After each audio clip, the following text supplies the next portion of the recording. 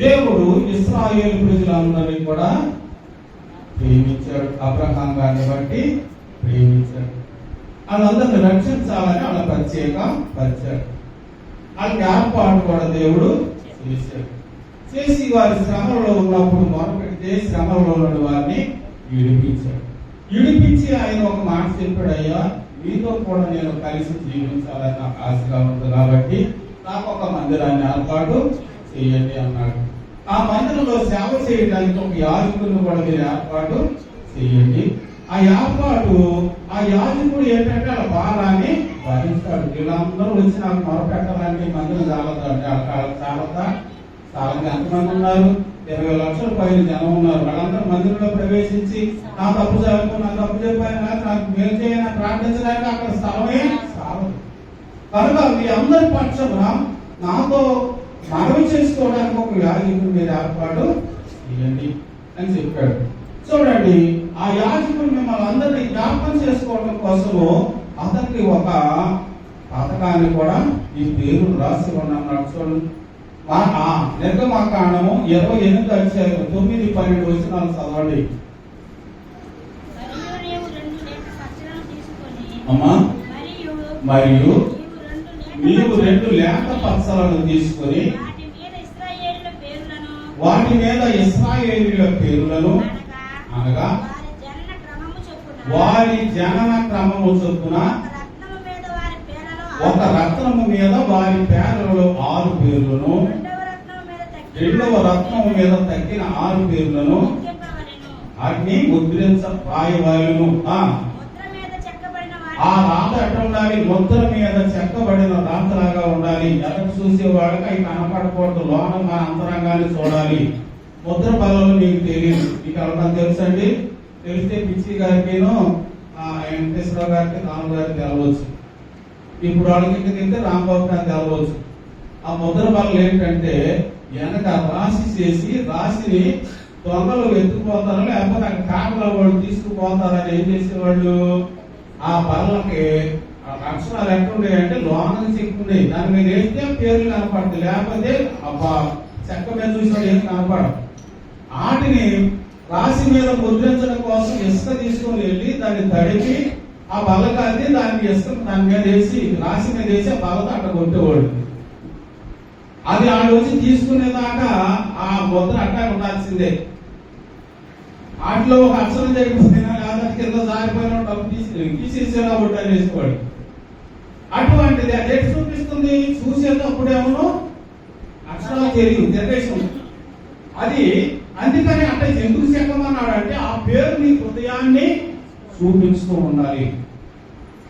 ఆ పేరు మనుషులకు కాదు కనపడేది, ఈ హృదయానికి కనపడాలి అనేటువంటి ఉద్దేశంతో ముద్ర మీద చెక్కిన పేర్లు వలె ఆ పేర్లు చెక్కబడను అన్నారు. చెక్కి ఏం చేయాలంటే చూడవా, చెక్కిడి వాని పనిగా 2 రత్నముల మీద ఇశ్రాయేలీయుల పేర్లను చెక్కి బంగారు జవలలో వాటిని పొదిగించి చూడండి జ్ఞాపకార్థమైన రక్తము వలనను ఆ 2 రత్నములను ఏపోదు భుజముల మీద ఉంచవలెను. అట్లు జ్ఞాపకము కొరకు అహరోను తన 2 భుజముల మీద యెహోవా సన్నిధిని వారి పేర్లను భరించును. హల్లెలూయా. ఎవరి కోసం? అలా జ్ఞాపకం చేసుకోవడం కోసం. ఇప్పుడు కొన్ని పేర్లు చెబుతారు, ప్రాంతంలోకి వెళ్ళినప్పుడు కొన్ని జ్ఞాపకంలోకి రావు. కానీ అవి భుజాల మీద ఉంటే కనపడుతుంటాయి కదండి, అవి హృదయాన్ని చూపిస్తున్నాయి కదా. అంటే కనపడిన దాన్ని మాట్లాడి దేవునితో చెప్పడం కోసం, ఆ 12 గోత్రాల గురించి ప్రార్థన చేయడం కోసం ఈ భారము భరించడానికి ఒక యాజకుడు కావాలి. ఆ యాజకుడికి ఏముండాలి? 12 గోత్రాల పేర్లు. అది వరుస క్రమమును బట్టి, జనన వరుస క్రమమును బట్టి అన్నారు. వాళ్ళ జన్మమును బట్టి రాయాలి. ఎప్పుడు ఎవరు పుట్టారు అని మనం ఆలోచిస్తే మీకు చాలా మంది తెలుసుకుంటూ. మరి లేయాకి ఎంతమంది కుమారులు?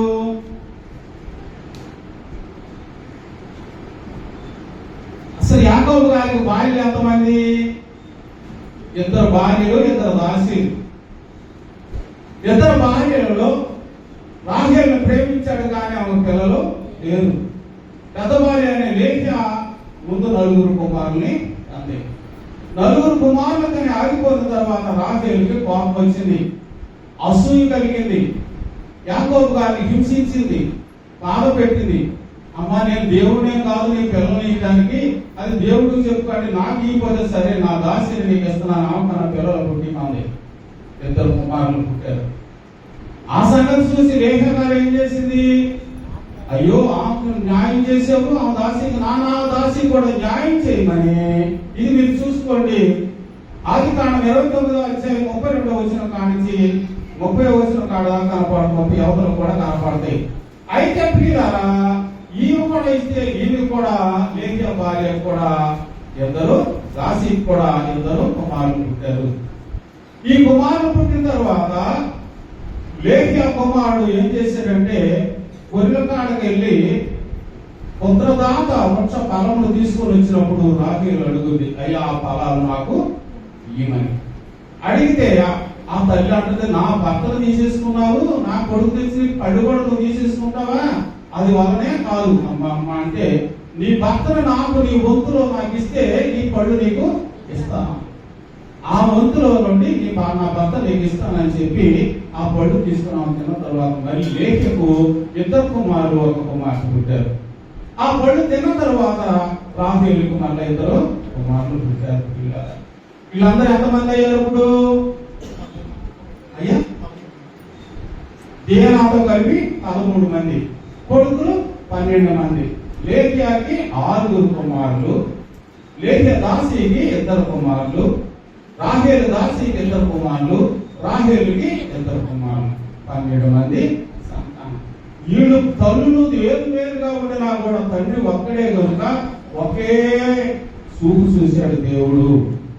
ఒకే విధంగా వీళ్ళందరినీ కూడా చూశాడు, ఒకే విధంగా వీళ్ళందరినీ కూడా ఆశీర్వాదాన్ని ఇచ్చాడు. కానీ వీళ్ళలో భేదాలు ఉన్నాయి, కానీ దేవుళ్ళలో భేదము లేదు. కాబట్టి ఆడలో ఎవరినన్నా ఒకరు వదిలేమన్నాడా? వదిలేమల్లా. ఇలా పేర్లు కూడా వరుస క్రమాన్ని బట్టి రాయమన్నారు. వరుస క్రమం చూస్తే మనము ఆదికాండంలో చూస్తాం.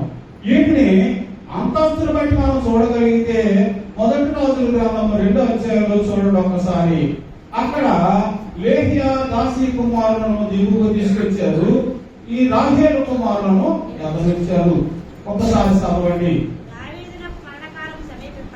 2వ అధ్యాయం 1 దినవృత్తాంతాలు మర్చిపోయాను, క్షమించండి. 1 దినవృత్తాంతాలు 2వ అధ్యాయం. ఇశ్రాయేలు కుమారులు రూబేను, సిమియోను, లేవి, యోదా, ఇస్మాకారు, జెబూలూను,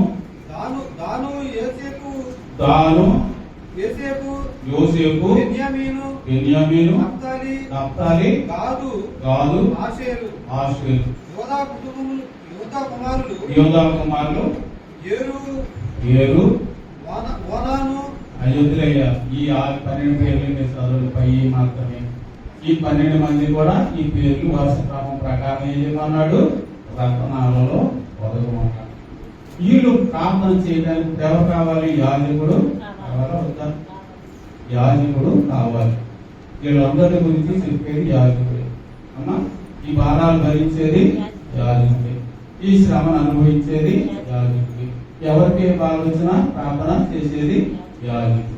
కాబట్టి యాజకుడు చెప్పిన మాట ప్రజలు ఎన్నాళ్ళు అవుతారు? అమ్మా, ఇంటే మీరు దీవించబడతారు, దేవుడు మీరు దీవించదు కాక. మా ఇష్టం అనుకుంటే మీ ఇష్టం చేసేది ఏం లేదు. కాబట్టి దేవుడు ఏర్పరచుకోవాలి. యాజకుడు కూడా అంట తనంతటా తాను యాజకుడు అవుతాడా? అప్పుడు ఈ మాట ఎవరు చెప్పారు?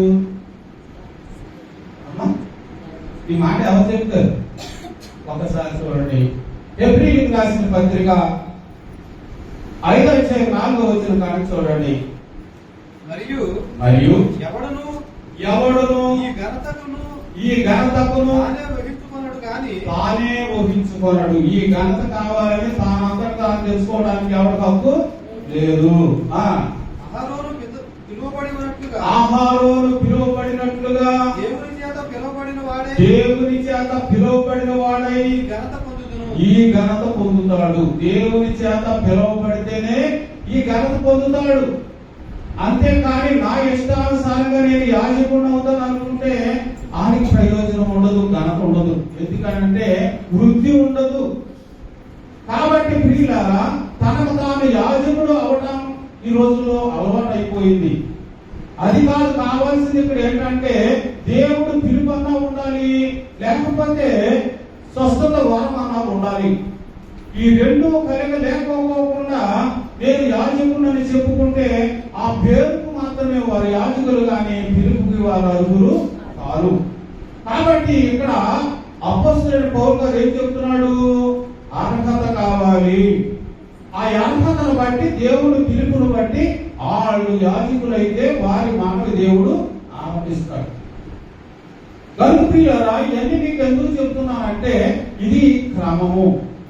క్రమంటారు కాదంటారు, క్రమము. నిజంగా నా తరువాత యాజకుడు అవ్వాలంటే కన్ఫెషన్ అవ్వాలి. కానీ దేవుడికి అది ఇష్టం లేదు. నేను అనుకున్నా రాజునైనా చేద్దామని, కానీ అది కూడా ఆయనకి ఇష్టం లేదు. దీనికేం కావాలి? సురుకుదనం కావాలి, దేవుని అంటే భయం కావాలి, ఆయనలో ఎదగడం అనేది ఎక్కువ కావాలి. కనుక తర్వాత అర్థం చెప్తే పెద్దోడు అన్నాడు, అయ్యా నేను దేవుడు ఇచ్చింది పెట్టవడం బట్టి నేనే చేస్తాను సేవ అన్నాడు. ఆనాడు నీరాటి వరకు కొడాడు, లేకపోతే ఈ క్రమం అంతా నేను జరుపుకోవాలి, ఇక్కడికి వచ్చి అన్ని నేను తుడుచుకోవాలి, చేసుకోవాలి. రెండో పని మీద ధ్యాస పెట్టుకోకుండా పని చేస్తున్నాడు. కాబట్టి దేవుడు ఆయన అంతగానో హెచ్చించుతాడు, ఇంకా హెచ్చించడానికి అవకాశం ఉంటుంది. కనుక ఇక్కడ మనం నేర్చుకోవాల్సిన విషయం ఏంటంటే యేసుక్రీస్తు ప్రభువారు కూడా తన అంతటా తాను యాజకుడు కాలేదు అంటున్నాడు ఆయన పౌలు గారు. చూడండి చదవమా. అటువలనే క్రీస్తు కూడా ప్రధాన యాజకుడవుటకు తన్ను తానే మహిమపరచుకోలేదు. చూడండి, యేసు ప్రభువారే తన్ను తాను మహిమపరచుకోలేదు. కానీ నీవు నా కుమారుడవు, నేను నిన్ను కలిగి ఉన్నాను అని ఆయనతో చెప్పినటువంటి ఆయనను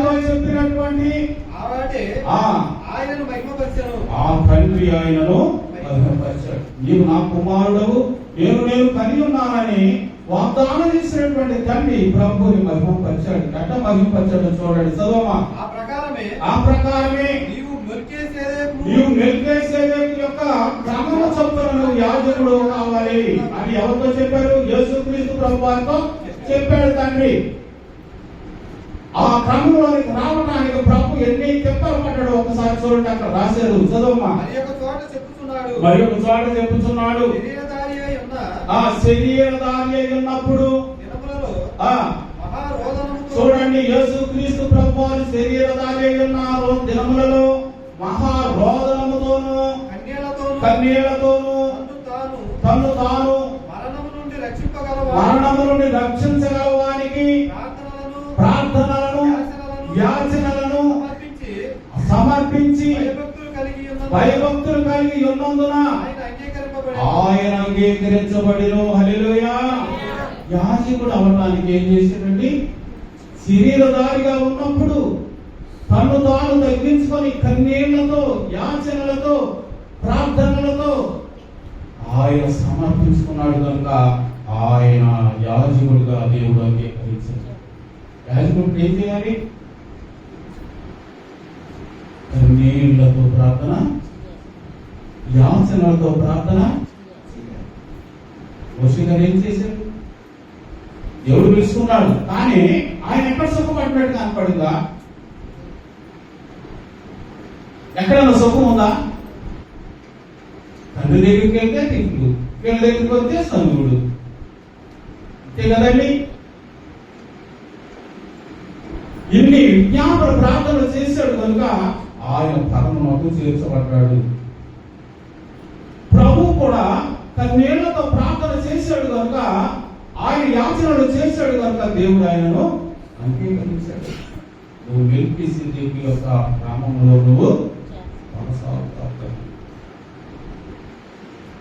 ఆయన చేసిన ప్రార్థన మనం చూస్తే ఎవరి కోసం చేశాడు? ఆయన కన్నీళ్లతో. చూడండి ఒకసారి యోహాను సువార్త 17వ అధ్యాయం 7వ వచనం కానీ చూడండి. నాకు అనుగ్రహించిన మాటలు నేను చూడండి, యేసు అధ్యాయం అంతా కూడా క్రీస్తు ప్రభువు చేసినటువంటి ప్రార్థనే. అక్కడ ఆయన అంటున్నాడు, అయ్యా నీవు నాకు అనుగ్రహించిన మాటలు నేను వారికి ఇచ్చి ఉన్నాను. నీవు అనుగ్రహించిన మాటలు నేను వారికి ఇచ్చి ఉన్నాను. నువ్వే మాటలు చెప్పావో నేను ఆ మాటలు వారికి చెబుతున్నాను. వారు ఆ మాటలు అంగీకరించారు. నేను నీ యొద్ద నుండి బయలుదేరి వచ్చిందని వారు ఎరిగి ఉన్నారు.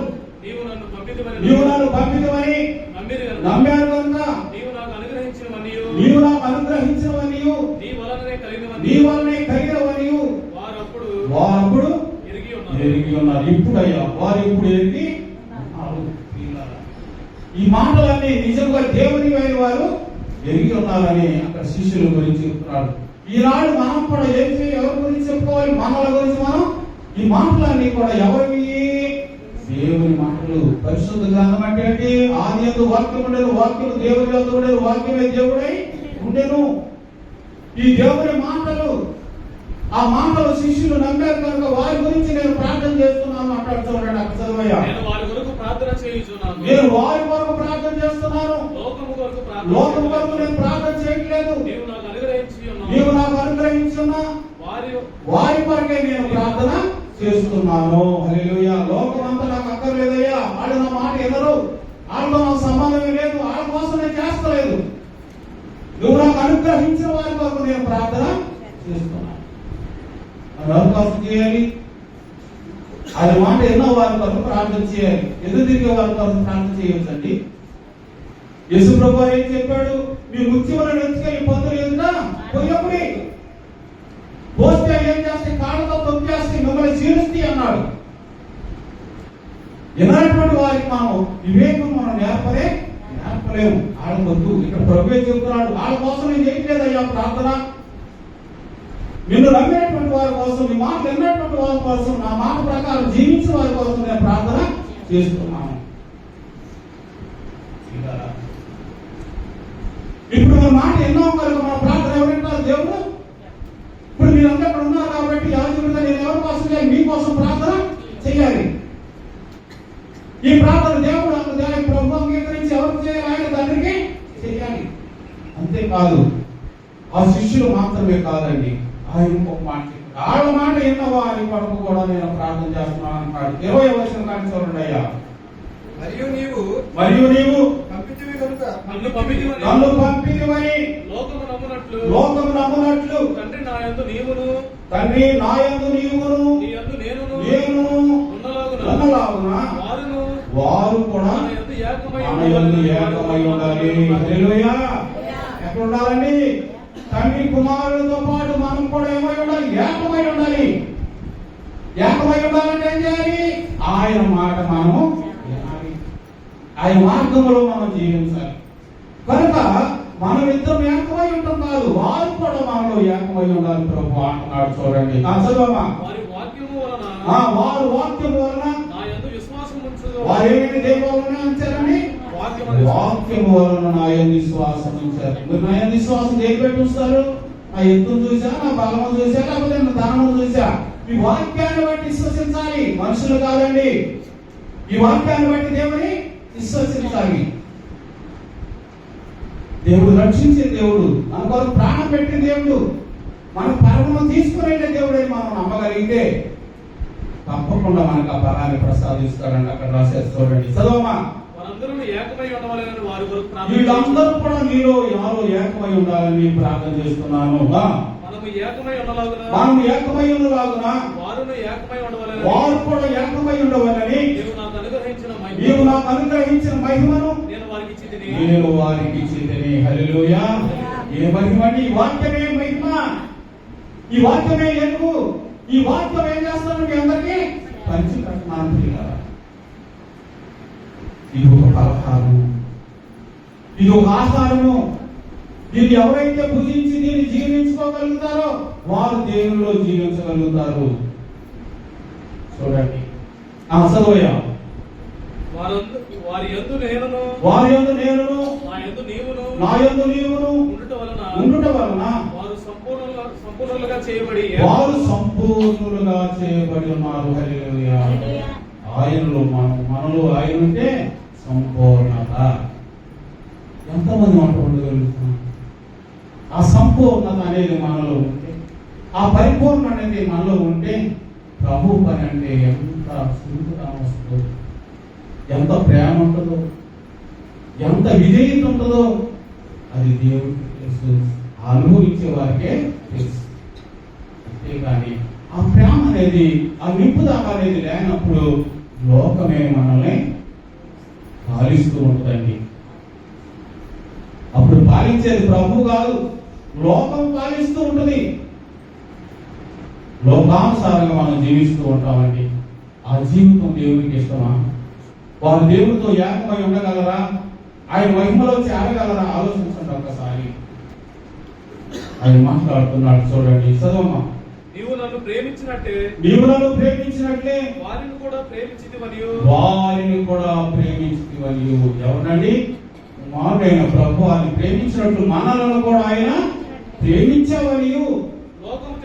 లోకము తెలుసుకున్నట్లు నాకు అనుగ్రహించిన మహిమను వారికి ఇచ్చింది. నేను నాకు అనుగ్రహించిన మహిమను వారికి ఇచ్చింది. ఆయనకి ఇచ్చిన మహిమ మనకి దేవుడు ప్రసాదించాడు. చదవయ్యా. తండ్రి, నేను ఎక్కడ ఉందునో అక్కడ నీవు నాకు అనుగ్రహించిన వారును, చూడండి, నేను ఎక్కడ ఉంటానో అక్కడ నువ్వు నాకు అనుగ్రహించిన వారును, నీవు నాకు అనుగ్రహించిన నా మహిమను వారు చూడవలెనని నీవు నాకు అనుగ్రహించిన మహిమను వారు చూడవలెనని నేను కోరుతున్నాను. హల్లెలూయా. ఆ మహిమను చూడాలని ఆశ ఉందా మీకు? ఆ రాజ్యంలో చేరాలని ఆశ ఉందా? అందరికీ ఉంటుంది. కానీ ఆ అంతస్తు ఉన్నదా? ఆ దిద్దుబాటు ఉన్నదా? ఆ సిద్ధపాటు మనకి ఉన్నదా? ఇది అది. ఈ సిద్ధపాటు దిద్దుబాటు లేకుండా ఈ మహిమలోకి నేను వచ్చేస్తానయ్యా అంటే వెళ్ళిపోతామా అండి? ఒక అధికారి ఎందుకు చెప్పాడు రమ్మని? ఆ అధికారి ఇంటికి వెళ్ళాలంటే మనం ఎక్కడ వెళ్ళాలి? ఊరుకొడ్లు వేసుకొని వెళ్ళాలండి? సిలికోన్ చొక్కా వేసుకొని వెళ్ళాలా? దమ్ చేసి పొందుకుంటూ వెళ్ళాలా? వెళ్తే రానిస్తారా? ఆయన చెప్పినా గుమ్మకాడోడు రాని ఎలా నీరు రావాలి. ఆ పరిశుద్ధత కావాలి. నేను పరిశుద్ధులను మీరు పరిశుద్ధులై. ఈ రకంగా ఆయన కన్నీళ్లతోనూ యాచనలతోనూ ఎవరి కోసం ప్రార్థన చేశాడు? కన్నీరు కార్చాడు మనందరి కోసము. అట చేశాడు కనుక దేవుడు ఆయన అంగీకరించి మెల్కీసెదెకు యొక్క యాజకత్వంలోనికి నిన్ను తీసుకెళ్తున్నాను. మెల్కీసెదెకు అంటే ఎవరంటే అసలు ఆయన? అబ్రహాం గారికి ఎప్పుడు పెట్టాడు ఆయన రొట్టె రాక్షసం? యుద్ధము చేసి అలసినప్పుడు. చూడండి ఒకసారి ఆదికాండము 14 కానీ చదవండి ప్రియులారా. అబ్రహాము తమ తమ్ముడు చెరపట్టబడినని విని తన ఎంట పుట్టి అలరాయినటువంటి 318 మందిని తీసుకొని వెళ్ళి 5 రాజులను గెలిచి అక్కడ ఉన్నటువంటి సైన్యాన్ని, అక్కడ ఉన్నటువంటి ధనాన్ని, లోతు బిడ్డలను, లోతు ఆస్తిని తీసుకొని పట్టుకెళ్ళినటువంటి ఆ రాజులకు ఎదురుగా ఎంతమంది వెళ్ళారండి? 318 మంది. ఈ ఎంట పుట్టి అలా రాజునటువంటి వారు. వాళ్ళు ఎక్కువ, వీళ్ళు తక్కువ. కానీ ఈయన ధైర్యం, విశ్వాసం ఏంటి? నాకు నా దేవుడు ఉన్నాడు అని వెళ్ళి వారికి ఎదురుగా మనులు తీర్చి యుద్ధం చేసినప్పుడు వారందరూ 5 రాజుని గెలిచారు, కానీ ఈ 300 మందిని గెలవలేకపోయారు. అబ్రహాం గారు కూడా అలసిపోయేలాగా అక్కడ యుద్ధము చేశారు. అదందరి పారద్రోలాడు. లోతులు తీసుకున్నాడు, తన బిడ్డలను తీసుకున్నాడు, సొదొమ ప్రజలను తీసుకున్నాడు. వారు కొల్లగొట్టుకుపోయే ఆస్తిని అంతటిని కూడా ఆయన తీసుకొని గుర్తు చేస్తుంటే సొదొమ రాజు అన్నాడు, అయ్యా ఆస్తి మట్టికి నాకు ఇచ్చి నువ్వు తీసుకొని ఆ మనుషులు నాకు ఇస్తావన్నాడు. కానీ అబ్రహాం గారు అన్నాడు, ఈ ఆస్తిలో 100 పోగైనా నాకు అవసరము లేదు. ఎప్పుడైనా సరే అబ్రహామును నేను గొప్పవాడిని చేశాను అంటావేమో, నాకు అసలు అక్కర్లేదు. నీ మనుషులను, నీ ఆస్తిని కూడా నువ్వే తీసుకొని పో. నేను ఆస్తివంతుడను, నేను ధనవంతుడను, నా తండ్రి ధనవంతుడు. అంతేకాని నాకేం అవసరమో లేదు. ఆయన అలసిపోయిన సమయంలో, ఆహారం రాత్రి నీళ్లు దొరకని సమయంలో అప్పుడు మెల్కీసెదెకు అనేటువంటి ఒక ఆయన వచ్చారండి. చదవయ్యా. మరియు సాలేము రాజైన సాలేము రాజైన మెల్కీసెదెకు రొట్టెను ద్రాక్షారసమును తీసుకొని వచ్చెను. సర్వోన్నతుడగు దేవుని యాజకుడు. చూడండి, ఆయన ఎవరండి? సర్వోన్నతుడైన దేవుని యాజకుడు. దేవుని దగ్గర ఉన్నటువంటి వాడు పరలోకం నుండి భూలోకమునకు దిగి వచ్చిన యాజకుడు. ఎందుకు పంపాడు? దేవుని నమ్మినటువంటి వారు ఆపదలో ఉంటే దేవుడు ఏం చేస్తాడండి? తన దాసులను అంతే దావీదు గారు అంటాడు, మహోన్నతుని చోట నివసించువాడు, సర్వశక్తుడైన విశ్రమించువాడు, ఆయనే నా కోట, నేను నమ్ముకోదగిన నా దేవుడని నేను ఏమోవానికి వచ్చి మాట్లాడుతున్నాను అంటాడు. మహోన్నతుడైన దేవుని ఎవరైతే ఆశ్రయంగా నమ్ముకుంటారో వారికి ఏం చేస్తాడు? తన సహాయాన్ని. అబ్రహాం గారు ఎవరు నమ్ముకున్నాడు? మహోన్నతుడైన దేవుని మాట నమ్మాడు. నాకు జీవం వస్తుందని నమ్మాడు. వెంటనే ఎవరికి? అతను చుట్టమా లోతేమై అతను నాకు ఇది అక్కర్లేదని వెళ్ళిపోయాడు. అక్కడికి సుధోమ దగ్గరికి వెళ్ళిపోయాడు. చీరిపోయి వెళ్ళిపోయాడు. మనలో ఏర్పడి వెళ్ళిపోయిన వాడి కోసం మనం ఎంత చేస్తాం అసలు ఆలోచిస్తామా? కానీ అబ్రహాం గారి మనసు చూడండి, నా తమ్ముడు అతను విడిపించాలి అని అర్ధరాత్రి వేళ తన ప్రజలను తీసుకుని వెళ్ళి యుద్ధము. ఈ మంచితనాన్ని చూసినటువంటి దేవుడు ఏం చేశాడు? అలసిపోయి ఉన్నాడు, పడిపోతాడు మా బిడ్డ, లేకపోతే నా కుమారుడు. ఈ సమయంలో నేను అతన్ని ఆదరించాలనే ఉద్దేశంతో ఎవరు పంపించాడు? తన దాసుని పంపించాడండి మెల్కీసెదెకు. ఆయన వచ్చి ఏం చేశాడు? రొట్టెను ద్రాక్షారసమును ఇచ్చి చదవమా. అప్పుడు అతడు అబ్రహామును ఆశీర్వదించి ఆకాశమునకును భూమికిని సృష్టికర్త అయిన సర్వోన్నతుడైన దేవుని వలన అబ్రహాము ఆశీర్వదించబడును గాక. హల్లెలూయా. మిమ్మల్ని అందరినీ దేవుడు ఆశీర్వదించును గాక. ఏమంటున్నాడండి?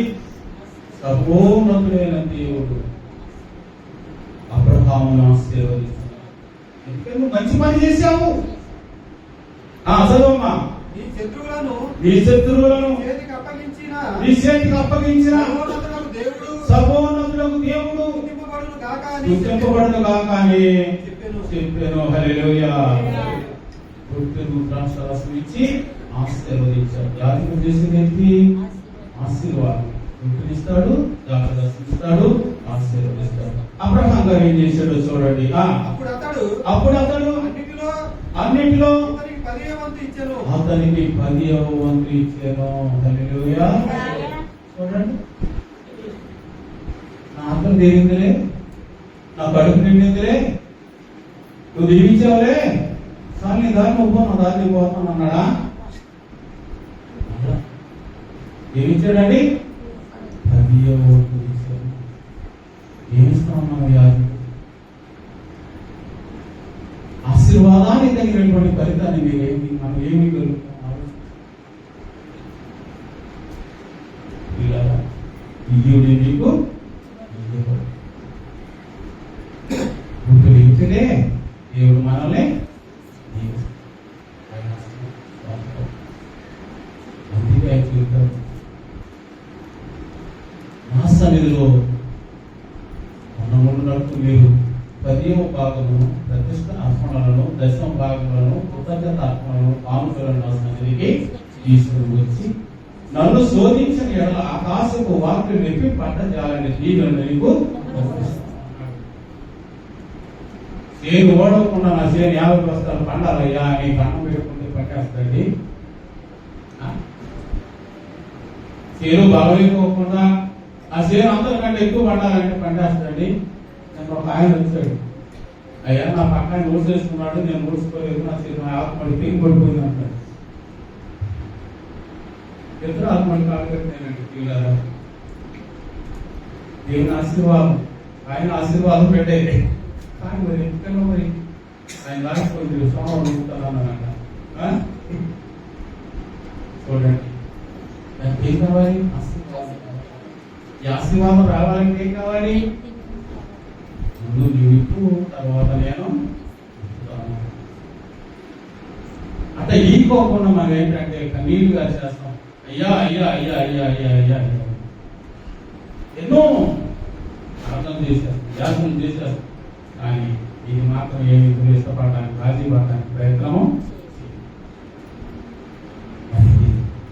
వ్యవసాయమే కదండి, వ్యవసాయమేగా.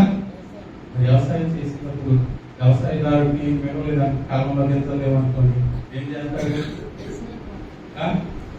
ఎంతవరకు ఏం చేసేవాడు తెలుసా? వ్యవసాయం చేసినప్పుడు ఒరే నువ్వు కాలం ఉంచుకోగానే బస్తా తీసుకోవాలని కాట వేసిన బస్తా ఇచ్చేసేవాడు. నేను ఉంచుకున్నాడు కాదు, ఎందుకని శుభ్రం కొట్టి చేసేవాడు. పాపం అంటే అక్కడ కాసి ఇక్కడ కాసి ఇక్కడ కాసి నాకు కాసి అవన్నీ పోసిన ఆ బస్తా అయ్యేది. దేవుని యొక్క మన విశ్వాసం ఉంచితే దేవుడు మనం ఎప్పుడు కూడా ఒట్టి చేతులతో పంపడు. కాబట్టి ఇక్కడ అబ్రహాం గారు చూడండి ఏమంటున్నాడు? నా 10వ భాగం నీకు. ఈయన మనసు ఉండాలి, ఈ మనసును బట్టి ఇది వస్తుంది. అసలు ఒక మాట మనం లెక్కేసుకోవాలంటే మన మనస్సును బట్టి మన నడక నడుస్తుంది. అందుకే ప్రభు చెప్పింది, నీ హృదయం నిండిన దానిని బట్టి నీ నోరు మాట్లాడును అన్నారు. మా హృదయం ఇదేమితో నిండి ఉంటే దానితోనే మనము మాట్లాడతాం. అట్లాగే మన మనసులో దేవుడు ఉంటే మంచి కార్యాలు చేయడానికి మనం ముందు ఉంటాం. మన మనసులో అపవాది ఉంటే ఏం చేస్తుంది? దాని ఇష్టానుసారంగా నడిపిస్తుంది. కాబట్టి ప్రియులారా, ఈ రోజు ఈ వాక్యం వింటున్న మనము ఈ భారం ఆహారానికి ఎందుకు పెట్టాడు? నువ్వు వెయ్యి అన్నాడు, అంతే కదండి. వాళ్ళందరి గురించి ప్రార్థన చేయి అన్నాడు, అంతే కదండి. ఆ ఇశ్రాయేలు ప్రజలకు ఏం చెప్పాడు? వాళ్ళకి నీతో పాలు ఏది పంచలేదు కాబట్టి నీ ప్రతిష్ట అర్పణలన్నీ కూడా యాజకులకు ఇవ్వండి అన్నాడు, అంతేనంటారా? నేను తప్పు చెప్పానా? అమ్మా చదువుతున్నారుగా మీరు? భూమిలోను, ద్రాక్షరసంలోను, ప్రథమఫలంలోను, గోధుమలోను, గొర్రెల్లోను, మేకల్లోను సమస్తము కూడా ఈ బిడ్డలలో కూడా తొలుసులను తీసుకుని వచ్చి దేవుని సన్నిధిలో ఎలా ఇచ్చి కొనుక్కొని తీసుకుని వెళ్ళండి అన్నారు. మనం ఎంతవరకు దీన్ని పాటించగలుగుతున్నాం? దీన్ని పాటించాలి. చేసి చూడండి అన్నారు పెద్దలు. ఏం చేయాలండి? చేసి చూడాలి. చేయకుండా కళ్ళు మూసుకొని కూర్చొని చూస్తే ఏం కనపడుతుంది? ఏం కనపడదు, శూన్యమే కనపడుతుంది. కాబట్టి ప్రతి ఒక్కరు కూడా చెయ్యాలి, చూడాలి. ఈ యాజకుడైనటువంటి ఈ మెల్కీసెదెకుని దేవుడు పంపించాడు. ఎట్లని ఆపదలో ఉన్నాడు కనుక. ఈ ఆపదలో ఉన్నప్పుడు ఎవరి దగ్గరికి వెళ్ళారు ఇశ్రాయేలు ప్రజలు? అయ్యో మాకు బాధ వచ్చింది, మేము సరిగాము, మాకు పావులు వచ్చి పరిచేస్తున్నాయి, మరి మీ దేవుడు నేర్చుకోనండి అని ఎవరితో చెబుతున్నారు? మోషేతో, ఆహారంతో. వీళ్ళిద్దరు ఎవరి దగ్గరికి వెళ్ళారు? దేవుడి దగ్గరికి వెళ్ళారు. దేవుడా అయ్యా వాళ్ళకి వెళ్ళలేదు మాట, చెడిపోయారు, కానీ ఇప్పుడు మనల్ని రక్షించాలి, ఆ పావుని పంపించేయాలి ఇక్కడ లేకుండా. అన్ని నెలలు సంవత్సరాలు నడిచారండి. వాళ్ళ కాలుకి వాపు రాలేదు, వేసుకున్న చెప్పు తెగలేదు, కట్టుకున్న వస్త్రము మాయలేదు అని రాసిన దేవుడు ఆ పాలెంలో పాము రావడానికి ఎందుకు సంధించాడండి? అసలు దాన్ని ఆలోచించారు మీరు? కాలు ముందుకోకుండా, కాలు బాగు లేకుండా నడిపించిన దేవుడు ఈ పాలెంలోనికి పాములే వచ్చేసింది అంటే కలిసేస్తుంది ఏంటి? అసలు కారణం ఈ చుట్టూ దేవుడు కంచేశాడు. ఏడు చుట్టూ ఏం వేశాడు? కంచేశాడు. సాతాను చోటు ఉందా? లేదు. ఆ కంచె తీసిన నాడే కదా సాతాను వెళ్ళింది. ఆయన శోధించడానికి, ఆయన పరిశీలించడానికి అక్కడ కంచె తీశాడు. ఇక్కడ ఎందుకు తీశాడు? వీళ్ళు పాపాత్ములు కనుక ఈ పాపం నుండి విముక్తులు కావాలి అంటే పశ్చాత్తాపము రావాలి. ఈ పశ్చాత్తాపం రావాలి అంటే ఒక బాధ కావాలి అని ఆ పావులైనటువంటి భయాన్ని పెట్టి మరి ప్రభు దగ్గరికి పంపించి వాళ్ళు దేవుడికి మొరపెట్టినప్పుడు విత్తన సర్పాన్ని చేసి వారి మధ్యన నిలబెట్టి దాని వైపు చూసిన వారందరూ కూడా ఏం చేశారు? రక్షించబడ్డారు. అట్లాగే యోహాను గారు రాశాడు, ఇదిగో అరణ్యంలో మోషే ఏ రీతిగా ఇత్తడి సర్పం ఎత్తినో అదే రీతిగానే విశ్వసించిన ప్రతివాడు నశింపక నిత్య జీవము పొందినట్లు మనుష్య కుమారుడు ఎంత పడవలేను. ప్రభు ఎంత పడ్డాడు కదండి, ఎంత పడ్డాడు కదండి. మనం ఇప్పుడు ఎవరి వైపు చూడాలి? ఆ ప్రభు వైపు. ఆయన మాటలు మనం జ్ఞాపకం చేసుకోవాలి. ఆయన ఏం చెబుతున్నాడు చూడండి. యోహాను సువార్త 6:46-50 చదవండి.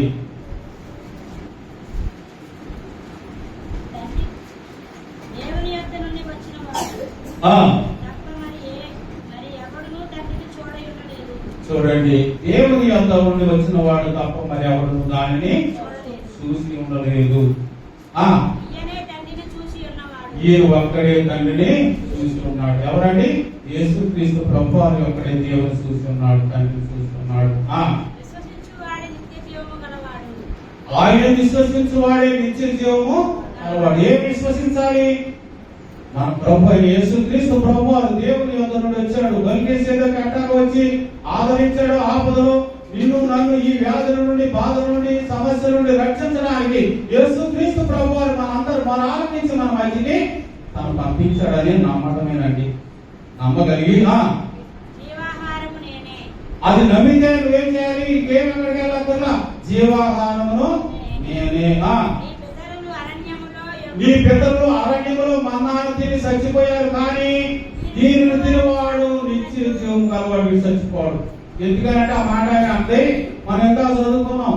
అక్కడ ఏమన్నారు వాళ్ళు? మోషే గారు ఇశ్రాయేలు ప్రజలకి అరణ్యములో మన్నాను ఇచ్చాడు, నువ్వు మాకేమి ఇస్తున్నావు అన్నారు. అది తిన్నవాడు చచ్చిపోయారయ్యా, కానీ ఇది తిన్నవాడు సావనే సావు. ఏం తినాలి? చూడండి, చదవమ్మా.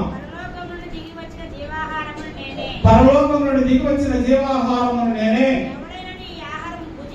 ఎవడైనా ఈ ఆహారమును భుజించితే ఆడు ఎల్లప్పుడూ జీవిస్తాడు. హల్లెలూయా. ఒకసారండి, ఈ భూలోకంలో పరలోకంలో కూడా జీవించే ప్రభు. ఇంకా చదువుకున్నాం కదా, వీళ్ళందరూ కూడా ఏం చేయాలి? నీ మహిమ అక్కడ మహిమ వాళ్ళందరూ కూడా తెలుసుకోవాలి. నీవు నేను ఏకమై ఉన్నాము, వాళ్ళు మనం అందరం కూడా ఏకమై ఇక్కడ ఉండాలి కోరుకుంటున్నాడు. ఇక్కడ మనం కూడా యాజకులు కూడా ఏం కోరుకోవాలయ్యా? ఇక్కడే కాదు, అక్కడ కూడా మనం అందరం కూడా ఉండాలి నీ సన్నిధిలో కలిసి.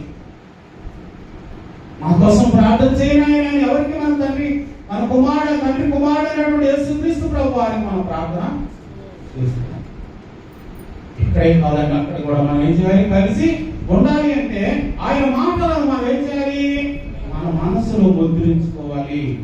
ఆ ముద్ర పాల మీద ఉన్నటువంటి పేర్లు రాసినట్లు ఈ రత్నాల మీద పేర్లు ఆయన హృదయానికి అట్లా హత్తుకొని ఉన్నాయో, చూపిస్తూ ఉన్నాయో ఆయన వైపు. అదే విధంగా ప్రభు మన వైపు చూడాలి, ప్రభు వైపు మనము చూడాలి.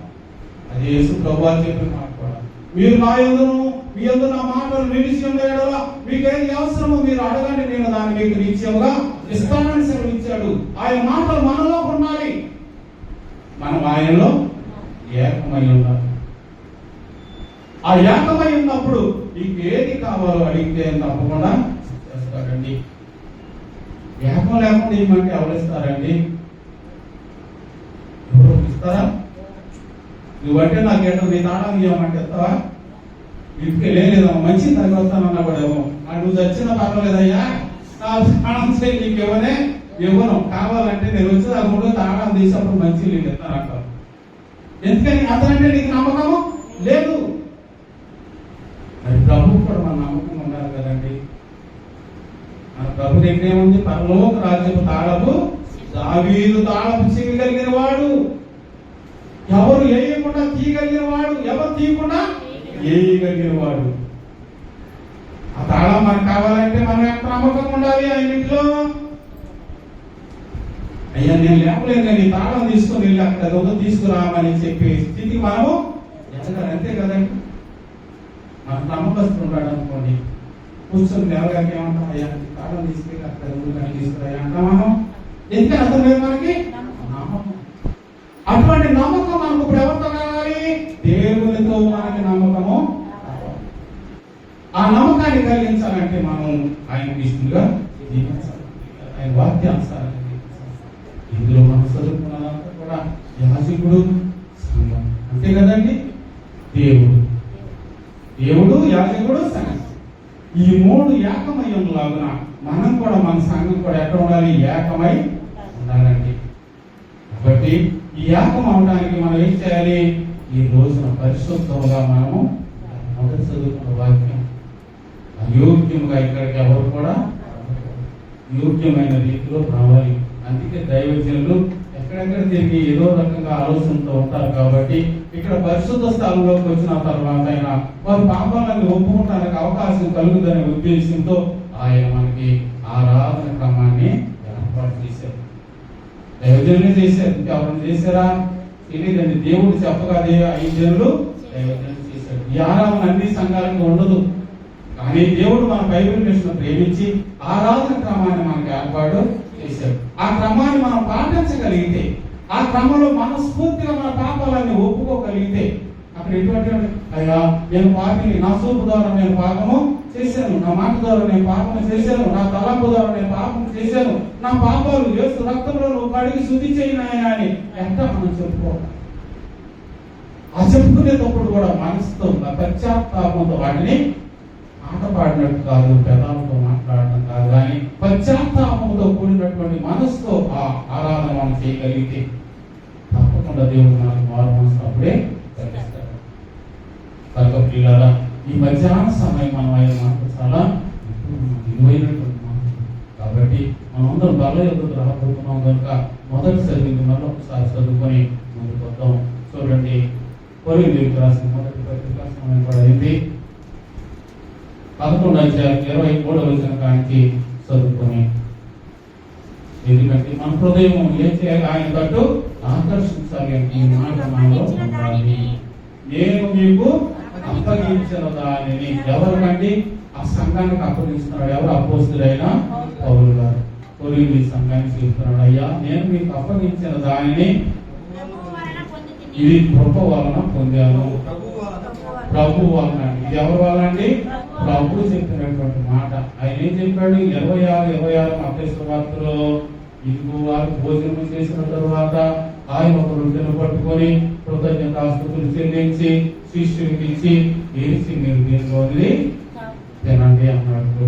తర్వాత భోజనం అయిన తర్వాత ఒక పాత్రను పట్టుకొని ఆకాశం వైపు కన్నులెత్తి కృతజ్ఞతాస్తుతులు చెల్లించి దీనిలోని మీరందరూ ఇది మీ కొరకు చెల్లించబడిన నూతన నిబంధన రక్తము అన్నాడు. చూసారా? ఇది ఆయన రక్తము. ఆనాడు శిష్యులకు అప్పగించారు. ఆ అప్పగించిన దానిని నేను మీకు అప్పగిస్తున్నాను. అదే కదండి ఆ మాటలో భావం. పౌలుగా చెప్పిన మాట భావం అదే కదా. ఇది మీకు నేను అప్పగిస్తున్నాను. చదవమ్మా. నేను మీకు అప్పగించిన దానిని ప్రభు వలన పొందింది. తాను అప్పగింపబడిన రాత్రి ఒక రొట్టెను ఎత్తుకొని కృతజ్ఞతాస్తుతులు చెల్లించి ఆమెను విరిచి ఇది మీ కొరకైన నా శరీరం. ఎవరి శరీరం అంటే క్రీస్తు ప్రభువు యొక్క శరీరం. అదే యోహాను గారు కూడా మన కొరకు ఆయన శిలువ మీద ఆయన శరీరం ముక్కలుగా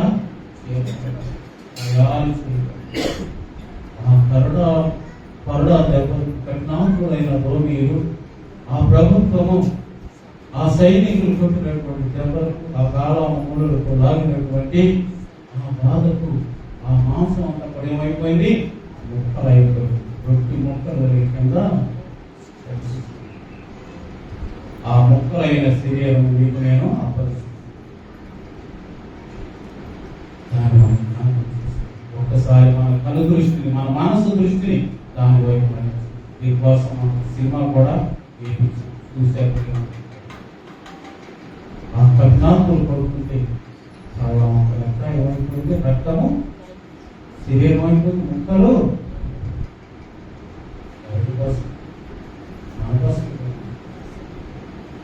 మనమే సిరిగిస్తున్నాం. మనమే ఎవరో నేనే సిలువనే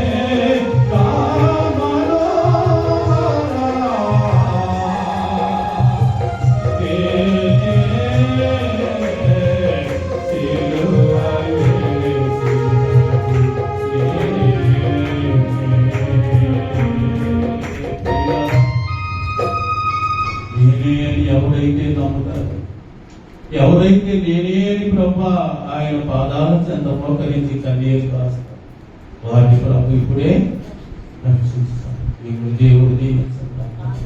ప్రతి ఒక్కరు మారు మనసు పశ్చాత్తాపముతో విధేయతతో ఆయన సన్నిధికి వచ్చి ఆయన శరీరం రక్తాలు అందుకున్నాం. అట్టి ధన్యత దేవుడు మనందరికీ